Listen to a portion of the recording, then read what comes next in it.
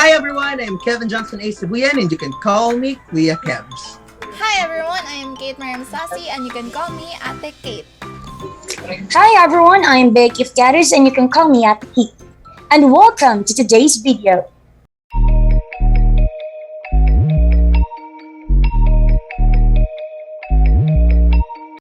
What's up mga matinong tao? New episode, new learnings, only here at Math in the Modern World. On our previous vlog, we asked our followers last week to drop their questions for our matinik na Q&A about drops, dynamics, and daisies. That's right, Ate Kate, and we are overwhelmed with your participation, guys.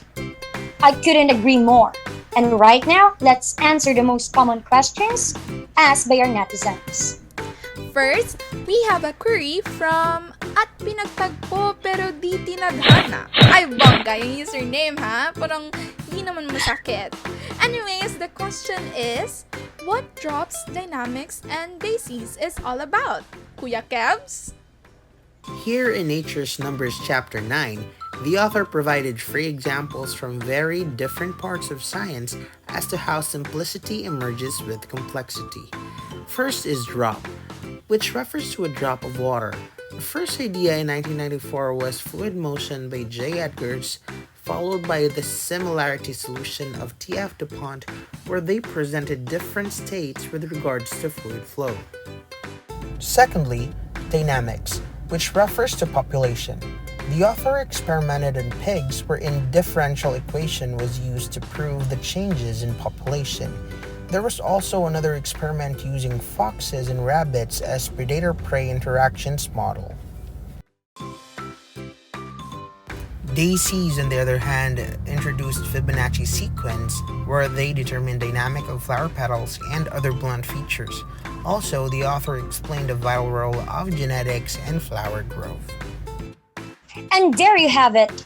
Thank you, Kuya Kebs. And here is another question from at Barbilat.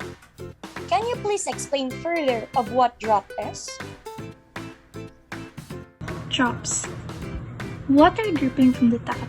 Such a simple everyday phenomenon, yet it has already taught us about chaos.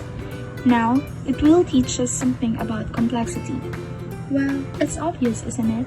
It must be the classic teardrop shape, rather like a tadpole. The physicist Lord Rayleigh was the first one to illustrate the formation of droplets. In 1990, Hal Peregrine and colleagues at Bristol University photographed the process of water droplets. The formation of the detached drop begins with a bulging droplet hanging from a surface, the end of the top. It develops a waist which narrows and the lower part of the droplet appears. Then the thread starts to narrow right at the point where it meets the spear, until it develops a sharp point. At this stage, the general shape is like a knitting needle that is touching an orange. Then the orange falls away from the needle, pulsating slightly as it falls. But that's only half of the story. Now, the sharp end of the needle begins to round off, and tiny waves travel back up the needle towards its root, making it look like a string of pearls that become tinier and tinier. Finally, the hanging thread of water narrows to a sharp point at the end, and it too detaches. As it falls, its top end rounds off and a complicated series of waves travels along it. Whoa, it's really great to being able to expand our knowledge about topics like these. And to know further, let's answer another question from at Ayaw sa Magnanakaw. Well, me too po as very again sa mga magnanakaw. And the next question is, can you elaborate further about dynamics? Population dynamics. A population is dynamic. This means that it is constantly changing in size and demographics. New animals are born, old animals die, and other factors such as drought, fire, and predators all cause a change in the population. The changes in population of interacting creatures are represented by differential equations and even probability. In 1994, Jackie McGlade, David Rand, and Howard Wilson of Warwick University set up a computer simulation in which large numbers of agents interact according to biologically possible rules and try to extract large-scale patterns from the results of that simulation.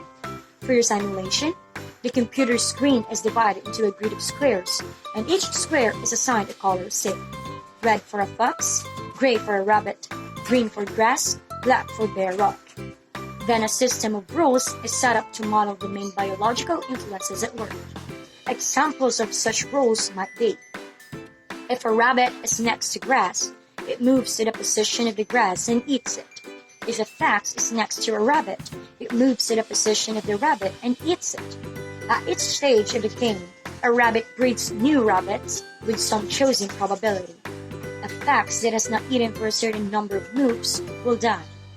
If you look at too large a region, all you see is statistic and populations. But it looks extremely complicated if you look what happens in a single square. This implies that this simple large-scale features emerge from the fine structure of complex ecological games.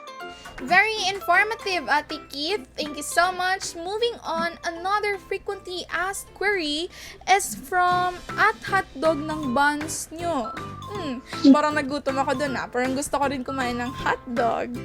Okay, the question is, I have no idea about this topic, but I got intrigued by a name of a flower. So, how is a daisy related to math? Daisies. If genetics can choose to give a flower any number of petals or a pine cone with any number of scales that it likes, why do we observe such majority with Fibonacci numbers? The final example of a mathematical regularity of nature that emerges from complexity is the number of petals in flowers, in which to take up a series of numbers referred to as the Fibonacci series, where each number is a sum of the two that preceded. The numbers in plants and their other features display mathematical regularities. If you look at a giant sunflower, you find a remarkable pattern of florets in its head.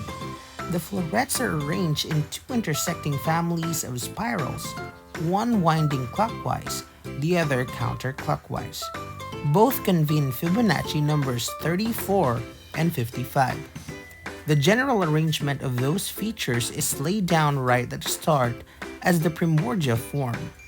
This figure, successive dots arranged at angles of 137.5 degrees to each other along a tightly wound spiral, naturally fall into two families of loosely wound spirals that are immediately apparent to the eye.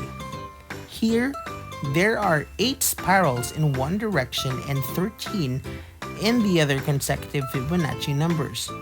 If a divergence angle that is a rational multiple of 360 degrees is used, one always gets a system of radial lines. There are gaps between the lines and the primordia that don't pack efficiently. To do so, you need a divergence angle that is an irrational multiple of 360 degrees. In many plants, the rate of appearance of primordia can speed up or slow down. Changes in morphology, whether a given primordium becomes a leaf or a petal, often accompany such variations. Genes theoretically affect the timing of the appearance of the primordia, but plants don't need their genes to tell them how to space their primordia. That's done by dynamics. It's really amazing how can a flower be related to math like Daisy. And as much as we love to cater all your questions, but we are running out of time. But of course, we don't want to leave you with a bikini experience, so let's sum up everything to make digest easier this week's topic. Here are 3 examples from different parts of science, each in its own way, an eye-opener.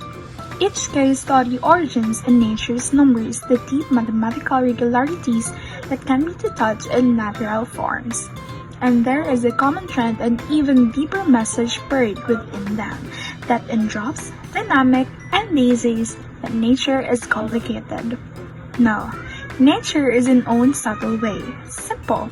However, those simplicities do not present themselves to us directly. Instead, natures leave clues for the mathematical detectives to puzzle over. It is a fascinating game, even though as a spectator. I hope you had a great time with us this week. Thank you very much for all your matinee questions. We hope to see you next week for another Matinic adventure only here at Math in the Modern World, the podcast.